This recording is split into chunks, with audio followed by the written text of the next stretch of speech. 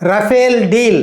అంతకు ముందటి ప్రభుత్వం 120 రఫేల్ విమానాలకు ఎంత చెల్లించడానికి సిద్ధపడిందో నరేంద్ర మోడీ ప్రభుత్వం 36 విమానాలకు అంతే చెల్లించింది. ఇందులో కోట్లాది రూపాయలు చేతులు మారాయి. ఇదంతా చర్చ జరిగిన తర్వాత ఒకప్పటి భారతీయ జనతా పార్టీ మంత్రులే అరుణ్ శౌరి, యశ్వంత్ సిన్హా, సుప్రీంకోర్టు న్యాయవాది ప్రశాంత్ భూషణ్ ఒక పబ్లిక్ ఇంట్రెస్ట్ లిటిగేషన్ వేస్తే దాని మీద విచారణ జరిపి 2019 నవంబర్ 14న అంటే 3 రోజుల్లో పదవీ విరమణ చేస్తారనగా ఒక తీర్పు ఇచ్చి ఈ రఫేల్ లావాదేవీల మీద విచారణ జరపడానికి, పరిశీలించడానికి, సమీక్షించడానికి అవకాశమే లేదు అని తీర్పిచ్చారు. అందువల్ల రాజ్యసభ సభ్యత్వం వచ్చింది. ఇది మాత్రమే కాదు, ఇంకా విచిత్రంగా